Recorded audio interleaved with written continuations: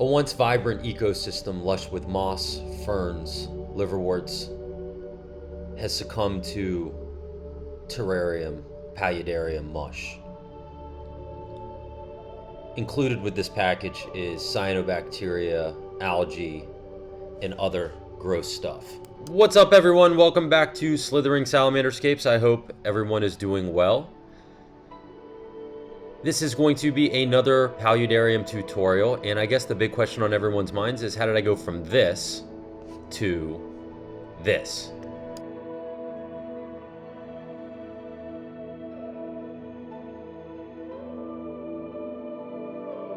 For this one, we will be using polystyrene as the basis for the background. I've really come to enjoy working with polystyrene outside of the mess, which sucks, so make sure you have a vacuum cleaner. But I use things like hot knives, hot wires, razor blades, screwdrivers, things like that to achieve the detail, particularly when you are cutting faux rock. And I have come to realize that while I love using real rock, that faux rock is lighter, it's easier to move the tanks, it's easier to manipulate. Once you foam real rock in, while it looks really cool and obviously realistic, it is super heavy. And so I am endeavoring to use more polystyrene as the basis for my backgrounds, particularly as it relates to rock. Doesn't mean I'm always going to use it. But particularly for this build, I am going to try to create a cascading effect with the background. As you can see here, I've done quite a bit of carving, and have the water cascade down through a little channel I built here in this back of this polystyrene block. Be careful, you don't want to get a boo-boo. Give me a kiss, make it feel better. And cutting other rocks too, other faux rock, and then kind of bringing it all together is really what I'm doing here.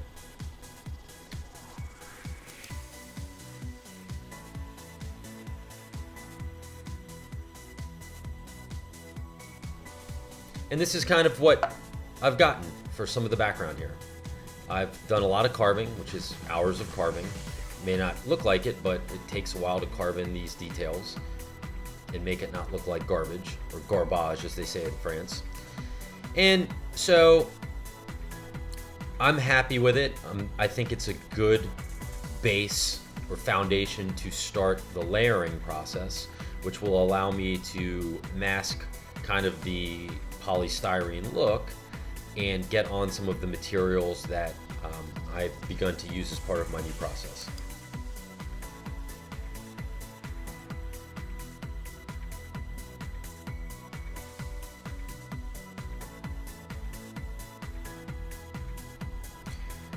So these are the pieces that I'm going to end up using, or I'm contemplating on using right now. And there, that little plastic piece is going to screw into a bulkhead to attach to the return for the filter. And I think it looks pretty good overall, so I'm eager to start the layering process and also put in some wood as we get to that part. So let's kick it off. Commence Operation Dry Lock.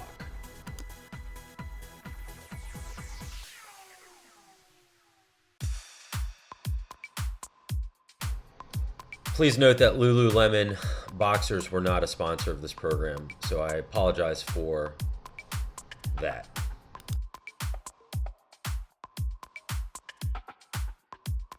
So this is the layering process I discussed before. I am using various organic materials, from clay powder to sand to peat moss to cocoa fiber, and depending on the type of texturing on the rock, and that's what I mix to do this, and I let it get embedded within the dry lock.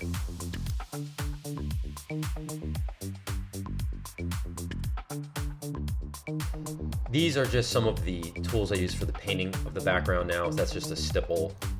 Basically, I will just brush. It's got a little foam on it. You can get different patterns, and then just some basic brushes. And then here I'm just taking some non-toxic acrylic black, which I use all the time, and I'm just spraying and coating these rocks. They will need to dry for about 24 hours at least. And then there's going to be some loose materials still on it after this stage. And this is what you're going to get. It's darker than that kind of cocoa fiber clay color than before, which is what I wanted. I want it to be darker. And here I am basically starting the process of painting the rocks, the faux rocks, and putting different patterns, different colors. I've got greens, yellows, browns, whites, some blues to get kind of a lichen color or mossy colors. And this is 100% one of the longest stages in creating these backgrounds, is this part right now.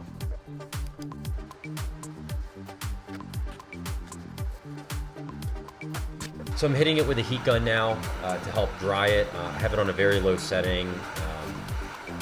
This just helps kind of speed things along. You got to be careful you don't melt the styrofoam and destroy your background. But I do this again at a very low setting to help dry it and smooth out some areas.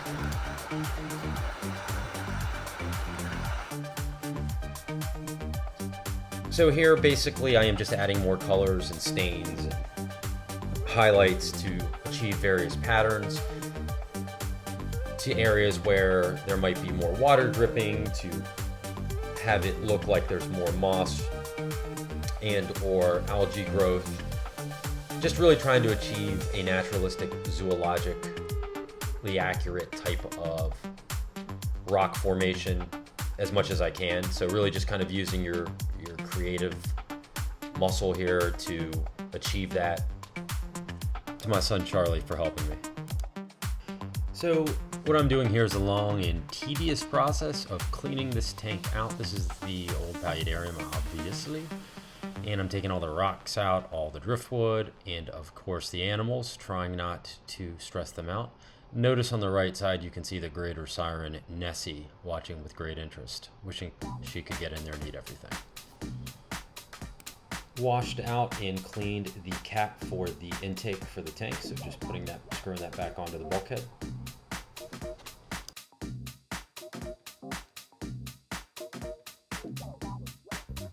Similarly, we will be putting on that attachment to the return here, which you'll see I'm going to add a hose here with it.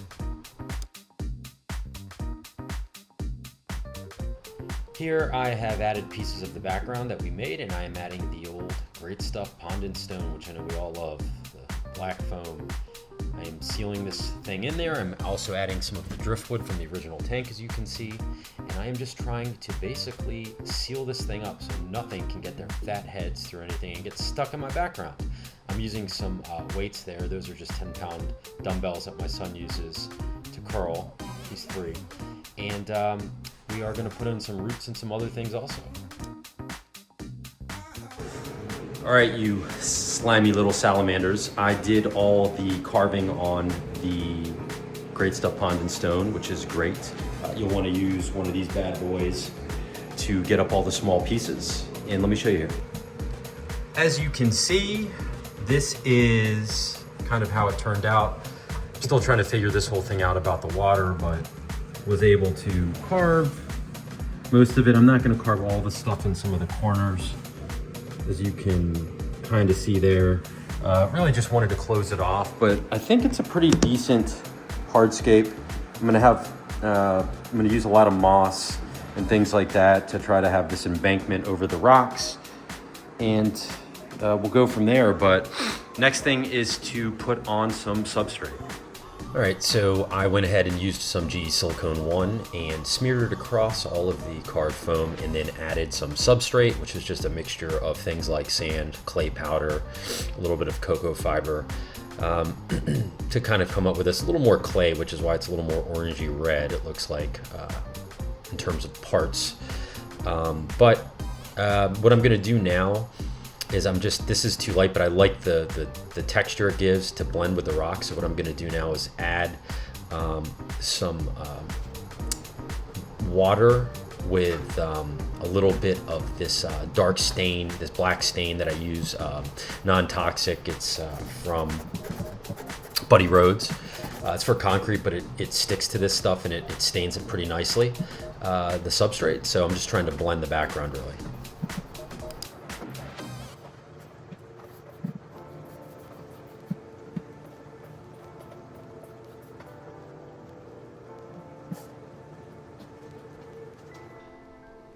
Now the next step is just to rinse off the background with some clean water, just to loosen any debris and just anything, residue that might be left over.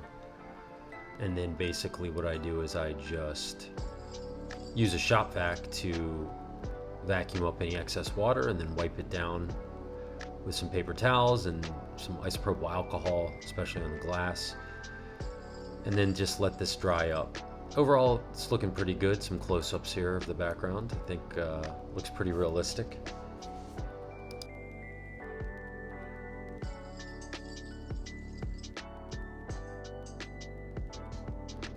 Now time for one of the most important steps, which is the water test. And basically all I do here is I fill it up past the bulkhead, the intake obviously, not the return, because that's pretty high up.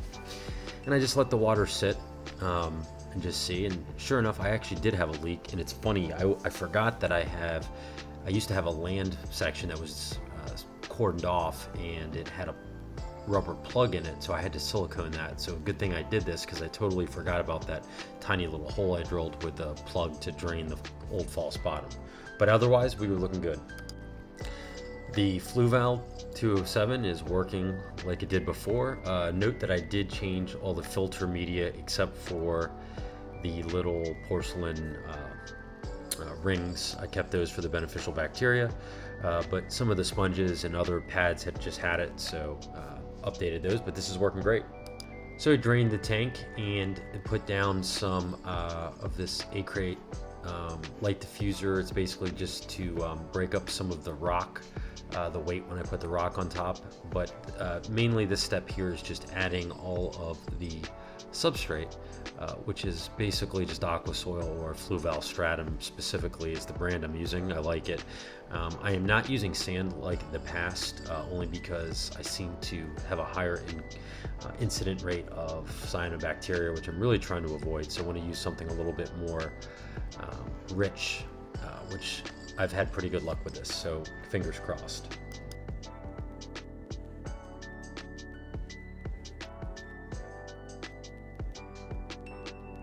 Just rehydrating some sphagnum moss to stick in between some of the rocks.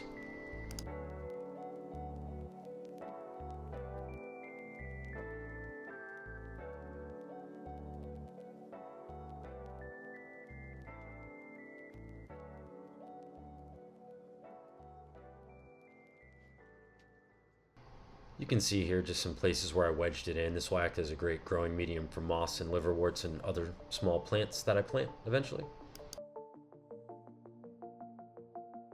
So as you can see, I've started to play around with the hardscape in the main part of the aquarium right now. The idea is to get lots of flat rocks, stack them up. It looks a little unnatural right now, but that'll change once I incorporate some wood, some more Fluval Stratum, and some leaf litter. I am going to stick with aquatic kind of substrate versus any kind of terrestrial in this area, just because I don't want it to get saturated and become stagnant, and you get all kinds of problems. So I am going to continue to play with that and work it until I get a foundation that's good to start incorporating wood and plants and things like that.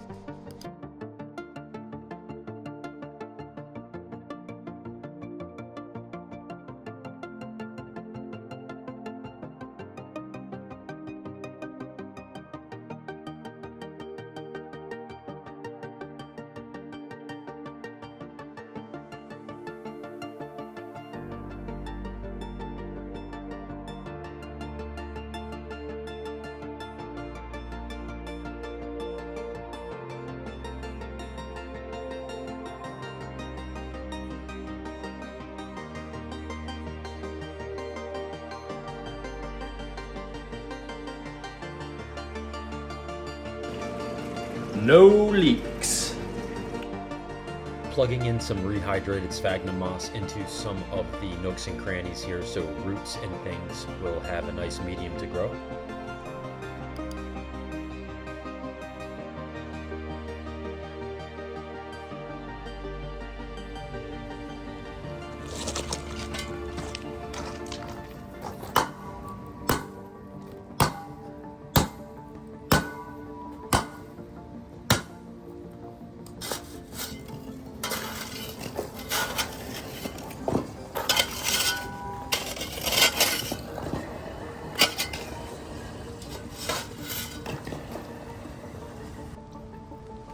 trying to find all of my moss and liverworts that used to be here.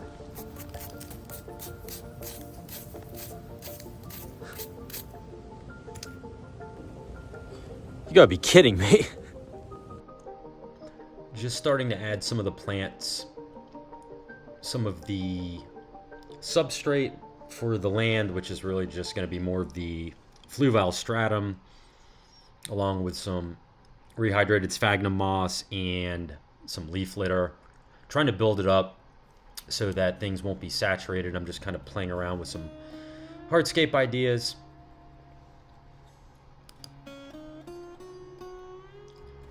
What I've done here is played with some of the driftwood from the old tank to create some cavities and things underwater, and have all of these pieces of driftwood, which again are from the old tank, in here. I obviously want the bacteria that the salamanders are used to, but I like this wood and I want to kind of extend the land area over the water, which is really what I've done here.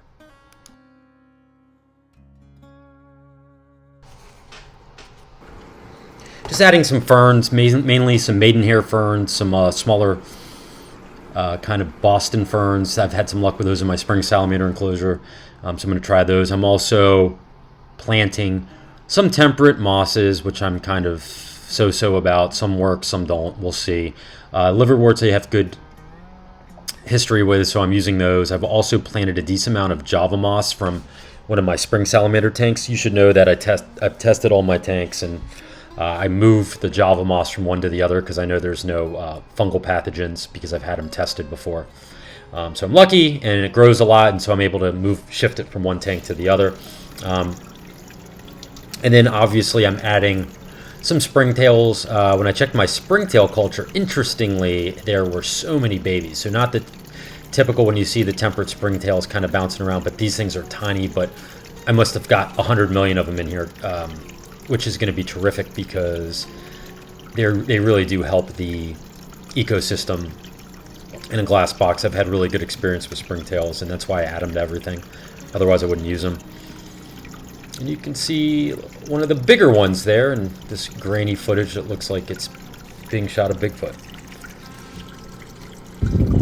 I've also, you can't really see, but I've added some white worms as well, and you can see the small springtails bouncing around like popcorn popping. I think this has turned out well. You can see the Java moss around the margins of the water. This looks very realistic. It's not an opinion, that's a fact. I'm just kidding. I think it looks really good. I think this moss looks kind of crappy right now, but it's going to grow in over time, just like it did on the other paludarium I just built. The liverworts should take off. I've also shoved in some Java moss where the water spray gets it and it can grow. That's some of the temperate mosses there, and I'm hopeful that these will grow over time. I'm using a glass lid with a kind of a screen in the very beginning to give it airflow, but I want there to be some humidity up there. I want it to still have a gradient where the animal can get dry if it needs to, but I mean, I think it looks pretty good. I'm happy with this one. I'm really enjoying the new process of creating fake rock, and I love using ferns, so expect a lot more of that, particularly in either arboreal or fully terrestrial setups. But I think this enclosure gives the animals the space that they need. You know, even though there's 3 of them, I think I've built in a lot of hides, both terrestrial and aquatic. If they ever strikes their fancy, they can obviously have a place to lay eggs. And so I'm really happy with this. I think this is a good one. I think it is something that is very, very appropriate. All right, so here's the temporary setup I have them in. I have an air stone, and I'm doing weekly partial water changes. That is the aquatic version of the red salamander over there, and it just seems to never want to morph. I've also transferred some of the tank water over to the new tank and some of the rocks to get some of that bacteria that they're used to, and to kind of colonize the new tank. You can keep them in something like this, a temporary bin with an air stone, and doing what I said with the water changes. I don't prefer that at all. I'd rather do this. I like to see them in a really beautiful setup in something that I think replicates their natural environment. But I know people who keep salamanders on paper towels and they breed. So, you know, there's a lot of ways to keep animals. You can keep these fully terrestrial. You can keep them fully aquatic with a few areas for them to haul out.